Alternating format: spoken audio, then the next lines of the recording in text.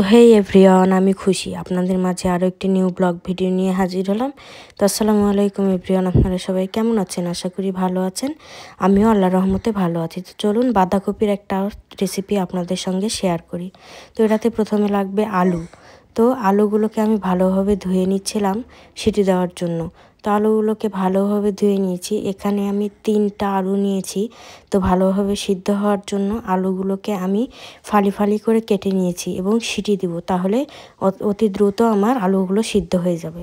তো আলুগুলো সিদ্ধ বসিয়ে এদিকে আমি বাঁধাকপিটা নিয়ে নিই।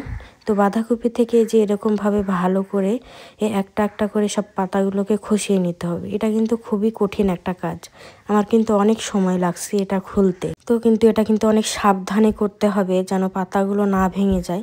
তো এই যে এখানে আমার অনেকগুলোই ভেঙে নেওয়া হয়ে গিয়েছে। আর এখানে আমি রাইস কুকারে পানি বসাই দিয়ে যেন পানিটার বলক আসে পাতাগুলোকে ভাপ দিয়ে নিব। তো এই যে পানির বলক আসার পরে আমি পাতাগুলোকে দিয়ে দিয়েছি। তো পাতাগুলোকে এদিকে ভাপ দিয়ে আমি আর এদিকে আলুও সিদ্ধ হয়ে গেছে, তো আলুগুলোকে ঢেলে নিচ্ছিলাম। তো দেখুন কত সুন্দরভাবে আমার আলু সিদ্ধ হয়েছে। আর এইদিকে আমার পাতাগুলোকেও ভাপ দেওয়া হয়ে গিয়েছে।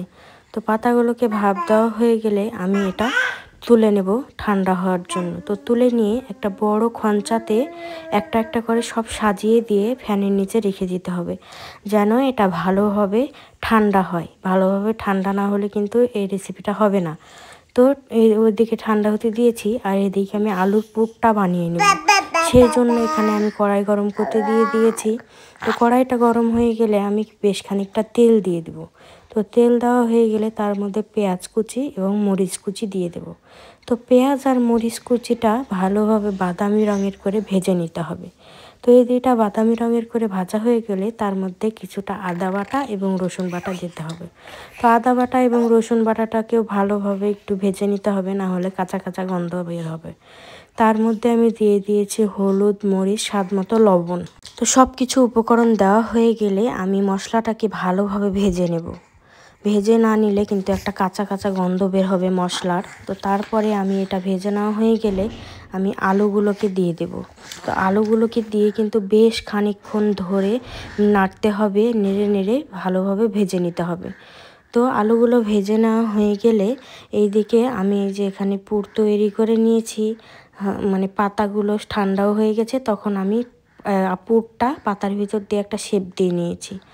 নেওয়ার পরে এখানে এই যে তেল গরম করতে দিয়ে দিয়েছি। তো এখানে আমি কিন্তু একটা বেসনও রেডি করেছিলাম। বেসন রেডি করে নিয়ে এখানে আমি বেসনের ভিতর সবগুলো দিয়ে দিয়েছি। বেসনের ভিতরে দিয়েছিলাম হলুদ, মরিচ, লবণ, সব কিছু দিয়ে ভালোভাবে ফেটিয়ে নিয়েছি। তারপরে তেল গরম হয়ে গেলে এখানে আমি সবগুলো একটা একটা করে দিয়ে দিই। কিন্তু এখানে আমার প্রথমে যে ভুলটা হয়েছে, সবগুলো দেওয়া যাবে না, একটা একটা করে দিয়ে ভেজে নিতে হবে। তো এই যে আমার ভাজা হয়ে গেছে, দেখতে কত সুন্দর লাগছে দেখুন। তো আমার ভিডিওটা কেমন লাগলো সবাই কমেন্টে জানাবেন এবং সাবস্ক্রাইব করে আমার পাশে থাকবেন।